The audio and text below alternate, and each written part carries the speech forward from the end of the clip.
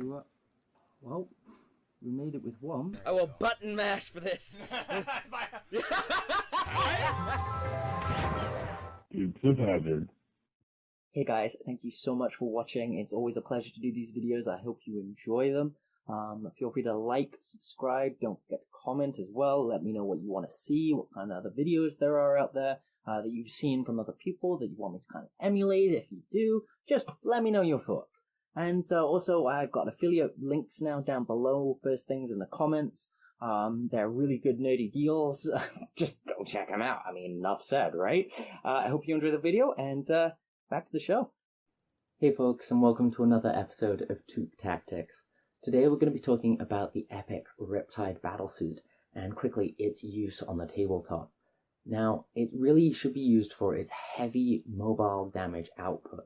Now, the keyword in there is mobile. Now, we do really forget the ability to move that Riptide around when it does have a 12-inch mobility, so we should do good to remember to utilize that ability in the future.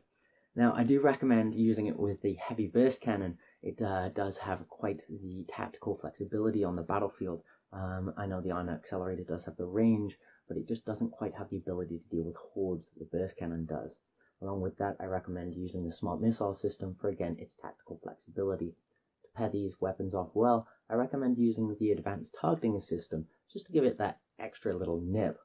And then you've got kind of a choice here of the Target Lock or the Counterfire Defense system, depending if you're going to be using it as a lone wolf striding around the field, or if you're going to be using it in partnership with the rest of your force. On the positive side, you do have the fact that it is quite mobile. Again, it does have a 12-inch move, and if you use the Nova Charge, you can move it again after shooting, allowing it to bounce around the battlefield quite handily, and taking use of full cover as well, if you can do that with enough, if you're playing on a battlefield with enough terrain, that is, anyway. Along with that mobility, you do have quite a tough chassis. It's toughness 7 with a 2-up armor save, allowing you to take quite a bit of incoming fire. And if that's not enough, it's one of the only units that in the Tau Force that does have a 5-up invul save, which can be quite useful if it doesn't get full use of its drones through the Battlesuit keyword, which again also allows it to have access to different auras from characters and stratagems out there in the Tau Codex. Along with all of that, you do have the ability, or do have the fact, that the Riptide Battlesuit has an amazing amount of fire output for points. It's actually quite an effective platform for bringing out damage on an effective taking damage platform, which makes it very, very flexible on the tabletop, allowing you to fulfill quite a bit of different roles that you need to, which is quite nice because there's not too many units in the Tau Force which truly have flexibility. Now, on the negative side of life, I mean, Riptide Battlesuit is the main kind of battle tank of the Tau Force, and it's not toughness 8. If we take a look at other codexes out there, there are toughness 8, but again, I'm nitpicking. We do have abilities and ways, gosh, words today, around the toughness 8 negative. Tactically speaking, we should use it like a main battle tank.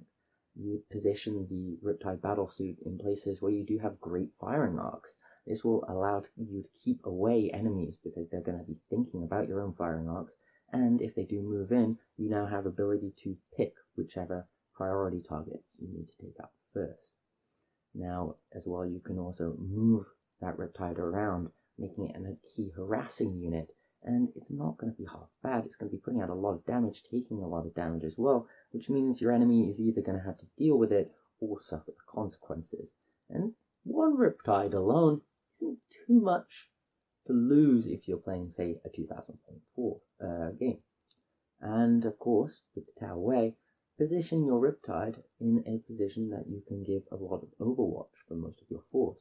If you do use the Counterfire Defense system, this can be very potent, allowing you to put a lot of damage into any enemy that is charging you. On the synergy side of life, I do recommend partnering the Riptide with drones. I mean, that's kind of a given because it'll increase the durability of those Riptides exponentially. As well, partner them with Markalites to again increase that durability exponentially. And go with some commanders as well, because this will also allow you to have the auras and some different stratagems out there, again, increasing their effectiveness.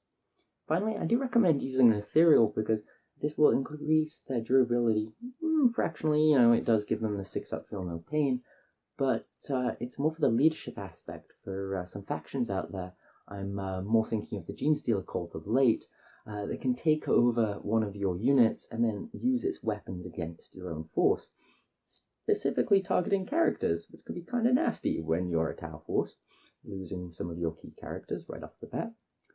Well, thank you so much for watching, folks. Please feel free to comment with your stratagems and tactics on Riptides down in the comment sections down below. And do share this video along like-minded folk if you have enjoyed. I hope you've enjoyed your week so far and continue to do so, and bye for now.